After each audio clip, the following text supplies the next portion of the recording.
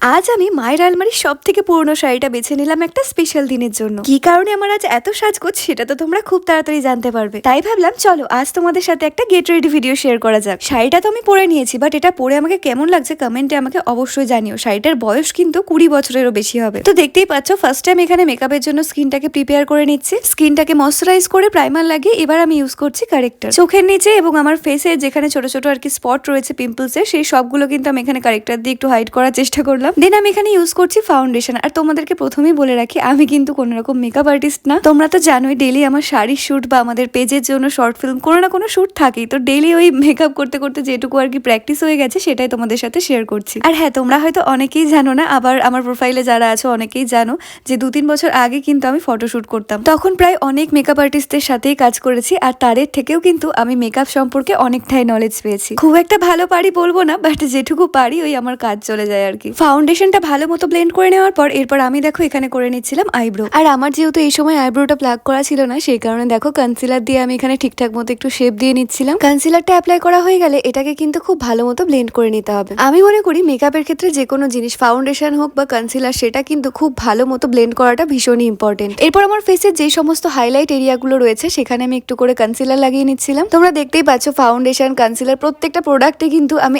একদম অল্প অল্প করে ইউজ করছি, কারণ খুব বেশি প্রোডাক্ট ইউজ করলে না মেকআপটা কেমন যেন আমার আর্টিফিশিয়াল টাইপের মনে হয়। এরপর আমার বোচা নাকটাকে একটু খোঁচা করার জন্য আমি এখানে ইউজ করছি কন্ট্যুর। বাট আমার ডেইলি মেকআপের ক্ষেত্রে এই প্রত্যেকটা স্টেপ কিন্তু পরপর আমার একদমই ফলো করা হয় না। বাট ওই যে আগেই বলেছি আজকে একটা স্পেশাল দিন রয়েছে, তাই মেকআপের একটা স্টেপও কিন্তু আমি একদমই মিস করবো না। ডেইলি টুকটাক কোথাও বেরোনোর জন্য বা আমার শাড়ি শুটের জন্য আমি কিভাবে ন্যাচারাল একটা মেকআপ করি সেটা যদি তোমরা দেখতে চাও আমাকে কমেন্টে অবশ্যই জানিও, সেটাও কিন্তু আমি তোমাদের সাথে শেয়ার করে দেবো। তোমাদের সাথে গল্প করতে করতে ফুল ফেসটা আমি এখানে কম্প্যাক্ট দিয়ে সেট করে নিয়েছি। দেন অ্যাপ্লাই করবো ব্লাশ, যেটা হচ্ছে আমার মেকআপের সব থেকে ফেভারিট একটা পার্ট বলতে পারো। দেন আমি করবো একদম সিম্পল একটা আই মেকআপ। আমার কাছে দুটো আই শ্যাডো প্যালেট রয়েছে, বাট এই পুচকু প্যালেটটা দিয়েই কিন্তু আজকে আমি আমার আই মেকআপটা কমপ্লিট করবো। সবার ফার্স্টে একদম হালকা যে পিচ কালারটা রয়েছে সেটা আমি পুরো চোখের ওপরে দেখতে পাচ্ছ অ্যাপ্লাই করে নিয়েছি। দেন এর থেকে এক শেড ডার্ক কালার নিয়ে চোখের ওপরের কর্নারটায় আর নিচে দেখো যে লাইনারটা রয়েছে সেখানেও কিন্তু সেম কালারটা অ্যাপ্লাই করে নিলাম। এরপর হালকা করে একটু গোল্ডেন কালারের শিমার অ্যাপ্লাই করে নিলাম। ব্যাস, আমার আই মেকআপ কিন্তু মোটামুটি কমপ্লিট, কারণ এর থেকে বেশি আমি আর কিছুই করি না। এরপর আমার ফেসের সমস্ত হাইলাইটিং পার্ট গুলোতে দেখো আমি এখন অ্যাপ্লাই করে নিচ্ছি হাইলাইটার। আর এটাও কিন্তু আমার ভীষণই পছন্দের একটা পার্ট বলতে পারো, কারণ মেকআপটা একটু গ্লোই না হলে একদমই ভালো লাগে না। তোমরা কারা কারা আমার মতো এরকম ন্যাচারাল গ্লোই মেকআপ পছন্দ করো কমেন্টে আমাকে অবশ্যই জানিও। সত্যি কথা বলতে আমার কাছে আই মেকআপ মানে শুধুমাত্র